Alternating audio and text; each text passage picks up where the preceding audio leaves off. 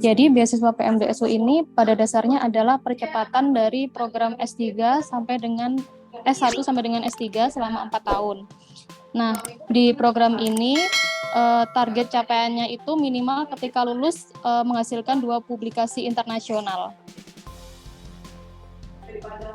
Selanjutnya, syarat-syarat untuk program PMDSU bagi perguruan tinggi penyelenggara adalah akreditasi institusi minimal B, lalu akreditasi prodinya minimal B, terus telah menerapkan kebijakan PPKS, memiliki calon promotor yang sesuai, lalu dia telah membentuk unit kawal PMDSU. Terus ketika adik-adik sudah 4 tahun di PMDSU tapi ternyata belum lolos, perguruan tinggi harus bersedia menyediakan biaya untuk melanjutkan pendidikannya. Lalu untuk promotor ini sudah diatur ketentuannya, antara lain adalah berusia maksimal 66 tahun untuk profesor, lalu 61 tahun untuk doktor, telah meluluskan 3 mahasiswa doktor, memiliki jejaring nasional dan internasional, memiliki H-index minimal 4 untuk bidang sains dan teknologi, lalu memiliki minimal H-index 2 untuk bidang sosial humaniora.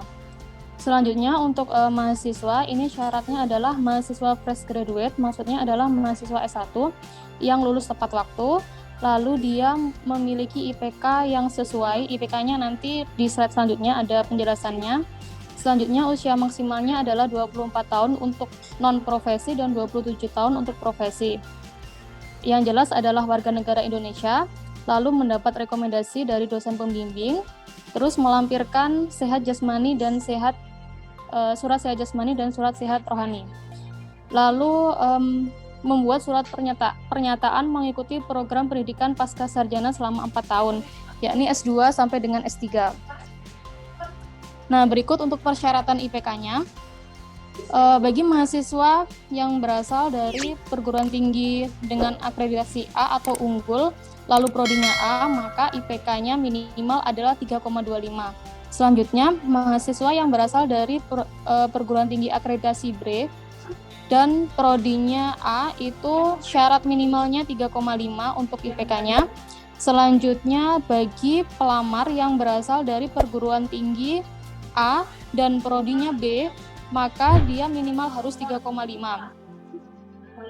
Selanjutnya, untuk pelamar yang berasal dari perguruan tinggi B dan prodinya B, maka dia minimal harus mempunyai IPK 3,75. Ketika semua syarat di atas itu tidak terpenuhi oleh pelamar, maka pelamar harus mempunyai IPK minimal 3,8. Nah, berikut tahapan seleksi program PMDSU. Jadi pada program PMDSU itu seleksinya dibagi menjadi 3 tahap.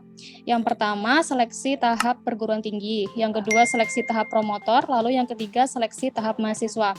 Yang pertama itu, perguruan tinggi harus mengusulkan proposal kepada Dikti. Nanti oleh tim reviewer akan dinilai apakah perguruan tinggi tersebut memenuhi syarat atau tidak. Selanjutnya, dari perguruan tinggi yang memenuhi syarat tersebut akan dipilih promotor-promotor yang sesuai, yang telah diajukan oleh universitas, nanti akan direview oleh tim PMDSU.